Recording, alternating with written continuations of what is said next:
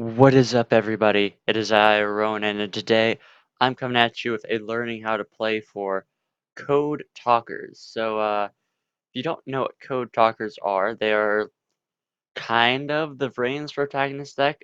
Basically, the idea behind it is you just have a bunch of generic monsters that you can spam onto the field, and you use it to summon a bunch of Link monsters, preferably the Code Talker Link monsters. But yeah, I actually really did enjoy this deck. There is some pretty simple plays to be made with this deck.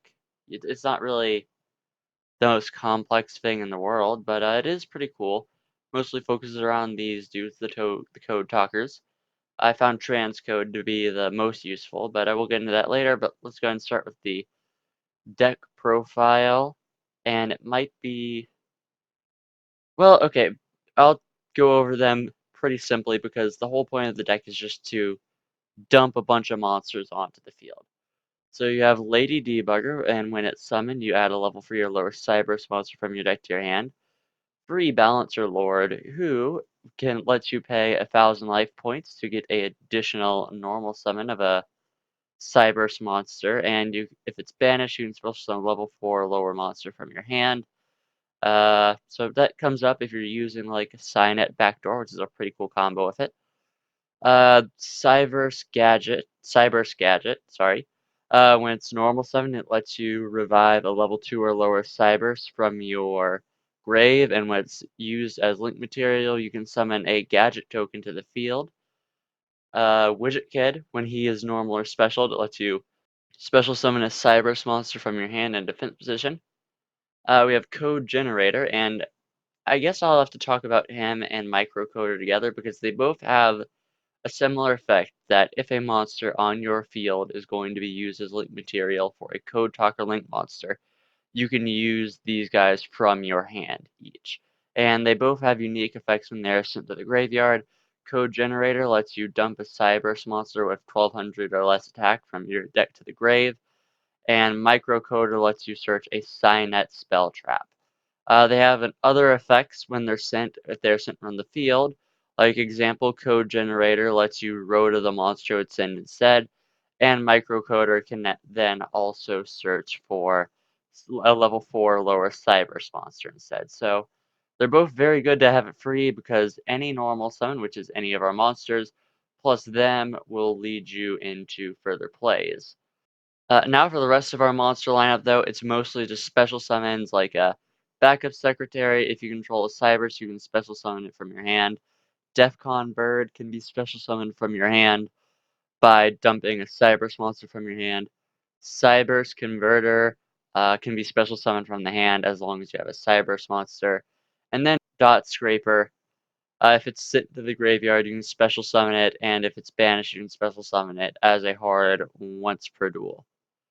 Yeah, so like I said, the monsters, basically the whole purpose of them is to put as much monster on the field as we can get. And to help with that, these are mostly consistency boosters. We'll go over them. So we have Signet Mining for our spell trap, discard a card, Rhoda, a Cyberse monster, pretty good. Call by the Grave, because searching and comboing is big in this deck, we want to protect that. Free Signet Optimize, which is a pretty good card. I don't know if I should be running it less, but I don't know. I'll let you guys read first. Yeah, basically, this is the first support that directly interacts with Code Talkers, and it gives all your Code Talkers a Archimedes-like effect, and you can activate one of its other effects to just give yourself a additional normal summon.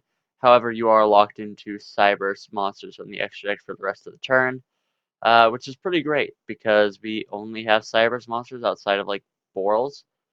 So yeah, that's pretty good. And then we have the thing that really makes the deck work, Signet Codec. So I'm going to read this card in its entirety because I think it is important to go over this massively important card. So, if a Code Talker monsters is special summoned from the extra deck to your field, except during the damage step, you can target one of those monsters, then add a Cyberse monster with the same attribute from your deck to your hand, and you are locked into Cyberses from the extra deck for the rest of the turn. You also cannot add other monsters with that same attribute to your hand by the effect of Signet Codec this turn. It is a hard once per chain.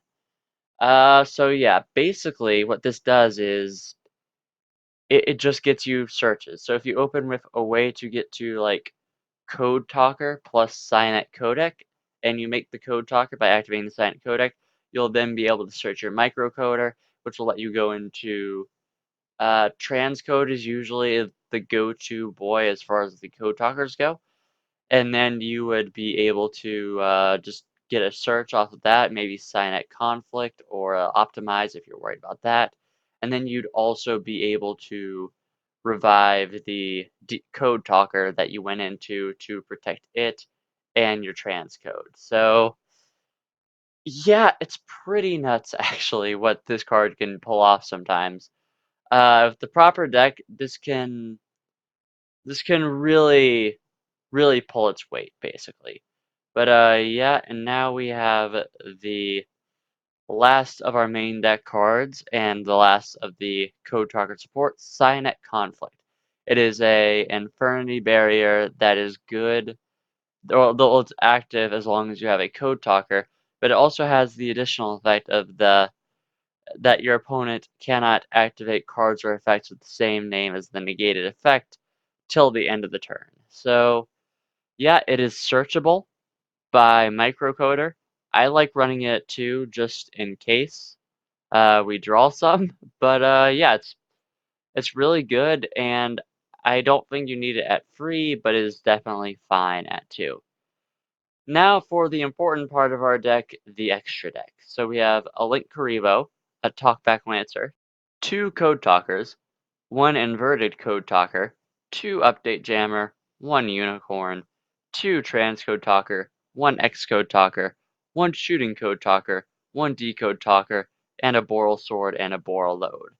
So all of them have their own unique effects. Link Karibo, most people know it does, but just in case you do not, it allows you to basically just zero out an opponent's attack when they attack. So yeah, it's pretty good for avoiding OTKs as well as Link 1 Cybers. Then we have Talkback Lancer. It's also a Link 1, requires a level 2 or lower Cybers monster, and it lets you tribute one other Cybers monster to target a Code Talker in your grave with a different original name from the monster you tributed, and then you special summon it back to a zone this card points to as a hard once per turn. So this is an insane recovery card, actually, just because it's so easy to put monsters on board in Cybers. Uh, if you can make this, you can basically recover to almost a full field of monsters out of nothing. Like, it's you could run it at more, but it's one of those things where you only really want it if you're losing, so I think it is fine at 1. Now we have the Link 2 Code Talker. It requires 2 effect monsters and gains 500 attack for each monster it points to, and as long as it points to a monster, it cannot be destroyed by battle or an opponent's card effect. So, it's mostly a extender. As the initial Link monster that we make for the Code Talkers, and that's about all that comes of it. Now we have an OCG card, Inverted Code Talker. It requires 2 Cybers monsters, and if it's Link summoned, it lets you special summon a Cybers from your hand to a zone it points to as a hard once per turn. Uh, yeah, it's pretty much just a good extender. Not much more to say about it. It has the left and right arrows, so if you're going for a more extra Linky type strategy, then it's pretty good. But no, it basically just extends. Now we have Update Jammer, who I'm sure everybody knows. It requires 2 level 2 or higher Cyberse monsters, and once per battle during damage calc. Assuming your Cyberse monster is battling, as a quick effect, it lets you negate all other card effects on the field till the end of the damage step. Uh, and the original attack and defense is used for each monster. And if an opponent's monster is destroyed by the battle and sent to the graveyard, you burn your opponent for 1,000. And if this is sent to the graveyard as link material, the link monster that it was used to summon can make 2 attacks during each battle phase. So yeah, it's a really good link climb thing. I'm sure everyone knows the transcode update jammer play, which is surprisingly potent against a lot of decks, actually. But yeah, it's a very good way to climb and apply some pressure to our opponent. Unicorn, its removal. I'm sure you know that. Now let's talk about Trans Code Talker, because I found that he's probably the best Code Talker. Requires 2 or more effect monsters, as the rest of the link-free Code Talkers require. While it's co-linked, it and its co-linked monster gain 500 attack, and none of them can be targeted by card effects. It also lets you revive 1 link-free or lower Cybers from the grave except itself to a zone it points to. And you are locked into Cybers for the rest of the turn after that as hard once per turn. So basically, the play is make a link to, update Jammer or Code Talker, go into transcode, then use him to revive one of those 2, and then just go for like big damage. Yeah, it's a really good card. Transcode beatdown is basically the strategy that I found to be the easiest to run. But no, it's real good, real good. Check him out. He's a good boy. And now for our other Code Talkers, we have X Code Talker. Requires 2 or more Cybers monsters, and when it's link summoned, you can choose unused main monster zones equal to the number of monsters currently in the extra monster zones, and those zones can no longer be used. And once per turn, monsters this points to can gain 500 attack and cannot be destroyed by card effects. So it works in some very niche situations. You know, if you know your opponent, say, has a mirror force, or they're doing a thing where they need specific monster zones open. So yeah, it's a pretty niche card, to be honest, but it's not. I wouldn't go so far to say that it is super bad. It's just not worth running at more than one because of how it only works in super niche situations. Now we have Shooting Code Talker. Requires 2 or more Cybers monsters, and at the start of the battle phase, you can activate this effect.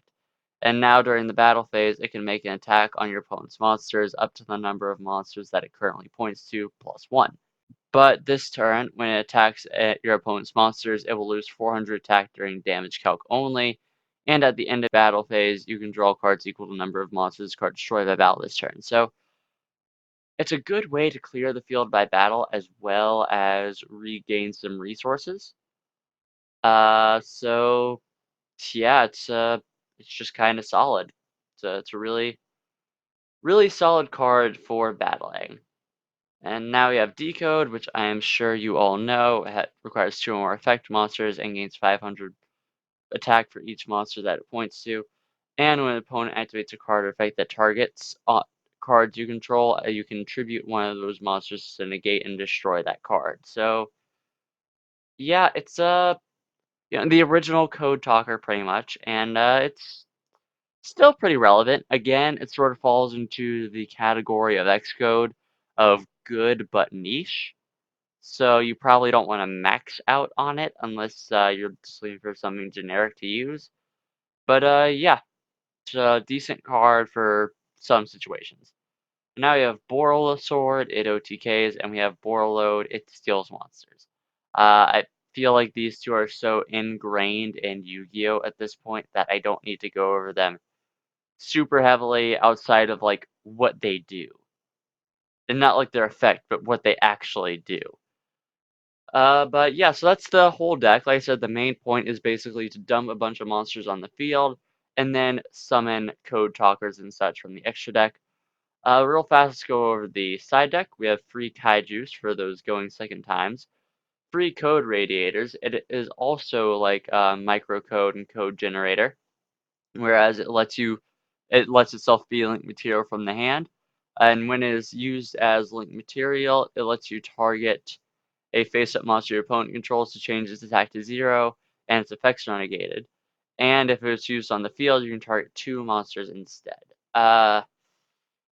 Attack points aren't necessarily a huge deal for this deck to get over, so I don't worry about that too much. The effect negation is certainly nice. But it's somewhat situational at the moment because it doesn't let you extend any. But if it ever comes up, then you can replace it with code generator or microcoder at your leisure. We have the other two nightmares, just in case we need that extra removal that isn't unicorn. Free twin, because spell trap removal is good. Another Cynet conflict, in case it ever seems like it will be particularly useful in a matchup. And free red reboot for trap effect negation. And yeah, that's pretty much the deck. So if you're new here, we just go over a few replays. I show the combos, the deck doing well, the deck not doing so well, uh, so on and so forth, and things like that. But yeah, all that being said, I'll see you guys in the first duel.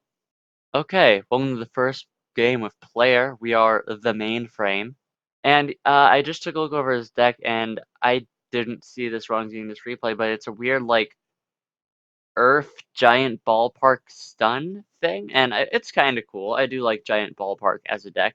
But we're going first, and as you can see, we bricked just a little bit. I mean, thankfully we do have the Cynet mining, so we'll be fine, but still. And yeah, we're going first. Let's go right into it. So we're going to activate Cynet mining, drop it in a Cynet codec because we have so many. Adding the Lady Debugger. We summon Lady Debugger to get the code generator. And from there, we can start making plays. So we activate the Cynet codec, then we use code generator's effect to link summon from hand to make the code talker. Cynet codec and code generator are going to go off. Code generator sends the dot scraper for us, while Cynet codec is going to search us the microcoder. We use dot scraper to summon transcode talker. Then the Cynet codec is going to go off again, getting us another code generator. Then we use code generator to summon out the code talker. And we pass it at that. Looking at it now, we definitely could have gone farther in, but I don't know. I wasn't sure what our opponent was going up against, and this is, generally speaking, a pretty safe setup of play, so I felt fine just staying here, especially with a microcoder and code generator in our hand for a little bit of recovery next turn. Our opponent's going to go off. They go ahead and do some banshee things to summon the block dragon. Then they use different dimension return to bring out the metamorphosed insect queen. Sorry. Then the Goki pole is going to summon the insect knight from deck as well as destroy a thing without targeting. So we took out our transcode talker, unfortunately, and he's going to go ahead and get some big damage. So not a great spot here. He makes the Mrs. Radiant, going to go ahead and resummon block, or use Block Dragon's effect to resummon it, get the Giantess as well as the Kwaki Miru Overload in order to make a attack position Baguska, which I thought was interesting. I guess he didn't want to Baguska his own things, but did he have any other good rank 4s he could go into?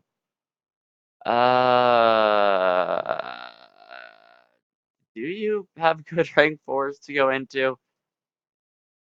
Okay, he didn't have any other better rank 4s to go into, so that's fine. But yeah, so that's his ending board. Not exactly the most imposing thing in the world, but yeah, let's see if we can go ahead and take this thing apart, shall we? So we get the Cynet mining, which we are going to activate again to get the Cyberse gadget, which we'll normal summon because it will let us resummon our dot scraper. And from there, we make the Talkback Lancer. Then Talkback Lancer will tribute the Cyberse gadget to revive Transcode Talker. Cyberse gadget is going to get us a token. Then we use Microcoder and the token to make Inverted Code Talker. And Inverted Code is going to let us special summon something from our hand. So we search the backup secretary, special summon the code generator, search the Cynet conflict, special summon the backup secretary. Then we go ahead and make update jammer. Then into update jammer, we are going to make another transcode talker. Then update jammer is going to go ahead and let this one attack twice. And Cynet codec is going to search as a earth monster, which is another code generator. And then we're going to use our transcodes effect to revive the update jammer. And now we go into well, we don't go into the battle phase yet. We then use the code generator in hand to make a shooting code. So that's going to go ahead and send us a DEFCON bird. And now we use the shooting code effect to go ahead and attack everything. So yeah, he does get the Giantess back. we killed the insect, and at that point we were just going to crash, attack, attack, attack. So yeah, that would have been game. And yeah, that's basically what the deck can do if you are able to get to the Cynet codec and like just a Cyberse monster. So yeah, that was a really impressive display of it. And even if he did survive, we would still have the Cynet conflict that we could have set. And yeah, I think that's a really impressive display just to show the real power this deck can have if they get the Cynet codec. But you're not always going to have Cynet codec, and we're going to go over sort of what plays you can make without Cynet codec in the next game. I will see you guys there. Okay, going to the second replay with Scarius, who is playing a, I believe it was Crawler Shadal. Yeah, it's Crawler Shadal. So not the worst way to play crawlers, but yeah, as you can see, this is not a good hand. This is a terrible hand, to be precise. But we're gonna play with it anyways. So yeah, but we are going first though. So we're going to normal summon our Balancer Lord. Balancer Lord is going to give us an additional normal summon, which we use to summon another Balancer Lord. Then we're going to summon a Code Talker and set both of our Cynet conflict. And as you can see, not a very good board. The only thing we can really say to its name is that our Cynet conflicts are in fact live with Code Talker on the field. So basically, at this point, it's just about trying to be smart of where you use your negate. And when you're playing against Crawler, well, I'll show you where that is. So he's going to go ahead and use the World Legacy Survivor, get a World Legacy card. He adds the World Legacy in Shadow, which is a super necessary card for Crawlers to do anything. And he's going to go ahead and try to activate it, and we're going to Cynet conflict that so we do not have to worry about it. And now, even if he had another even if he had another World Legacy in Shadow because of Cynet Conflict's effect, he could not activate it this turn. So, pretty good negate, I think. Good negate. However, he's going to go ahead and use the World Legacy's Mind Meld to special summon the Spine to a zone I point to, which happens to be Code Talker. Then he's going to go ahead and set another monster as well as the Crusadia Crawler. And yeah, he's going to pass it up. It is our turn now. We have the backup secretary. And so we special summon backup secretary because we do have a Cyberse monster. Then we special summon Defcon Bird. We use it to go into Update Jammer. From there we go into Transcode, and Transcode is going to let us revive Update Jammer. So yeah, at this point we have a very good setup here. They're linked up so they protect each other, and our Transcode will be able to attack twice. And because flip effects don't activate till they're flipped mid-battle, as a quick effect, we can use Update Jammer to negate those flip effects. So we're in a very good spot here, actually. As you're going to see that we do it, and he still is burnt for 1,000 due to Update Jammer's effect. And yeah, he took a pretty big hit there. He's going to go ahead and activate the Crusadia Crawler. We do not negate that because, well, we know better. And he's going to go in for the World Legacy Survivor again. Gets another World Legacy in Shadows. He's going to go ahead and draw and revive with Falco and Beast. So he activates the World Legacy in Shadows. We go ahead and activate our Cynet conflict. So that is negated, and he still doesn't have access to it. So now he just sets the World Legacy's pawns as well as an action, which pops spell traps, and passes it up to me. So it's my turn. We get the Cynet mining. We make Transcode Talker again, just so we can redo the combo with Update Jammer. So we basically have the same play as last turn, where we just attack. He activates the World Legacy's pawns.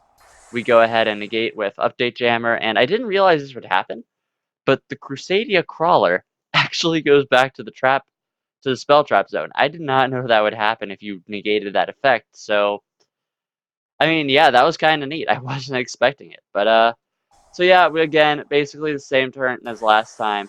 Then we just attack directly with the Update Jammer and call it a game. So against slower decks, even if you don't have the codec, you can't necessarily like go off, as it were, but you can still make fairly effective and protected plays, but just because the monster effects are pretty decent here. And yeah, we have one more replay. We're going to show the deck and when it can't do so hot. I'll see you guys there. Okay, we're in the final replay with Nirak. He is playing a hero variant, and we are down here. And this hand would be amazing if we had the codec. Microcoder or the codec would make this hand like the nuts. But yeah, so our opponent will be going first here. And they're going to go ahead and activate the E emergency call to get Stratos. Stratos is going to go ahead and search the Shadow Mist. Then he's going to discard Shadow Mist off for Ferris's effect. Then he'll get a couple pluses here. So Ferris will put the multiplier into the spell and trap zone, while Shadow Mist will let him add a hero to hand. So he adds the Dyna tag, and then he's going to use the increase tribute Ferris in order to summon Vion from deck. Vion will send Mali. Then he's going to search the polymerization. Then he is going to link into the Cross Crusader, which will revive Mali, which will then be fused into Dystopia Guy. Then Mali's effect is going to let him go ahead and get a Mali from deck. And then he is tributing Cross Crusader, Stratos, as well as Malicious in order to bring out the Destiny Hero Plasma, which is basically just a one-sided skill drain on legs. So yeah, it's pretty spooky actually. But yeah, so Dynatag is going to go ahead and power up that Dystopia for yet another disruption to deal with. So it doesn't look all that impressive, but this is honestly a pretty good board. But yeah, so we're going now. We go ahead and draw, get the Cyberse gadget, we summon Widget Kid. Then we don't get the effect of Widget Kid because Plasma. We go ahead and special summon Defcon Bird by dropping the Cyberse gadget. Then we link into Code Talker because we now have a Cyberse on field. We can special summon the Cyberse Converter to make transcode, and we go ahead and attempt to attack over the Plasma. However, that Dystopia is going to go off and just kind of blow us up.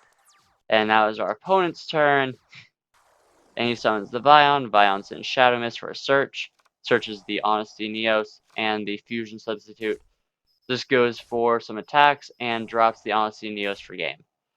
And yeah, that was very short, but it does very well, I think, show the problems the deck has, and that being it's basically wholly reliant on monster effects. So if you don't have those, then there's just not much that you're able to do with the deck just in general.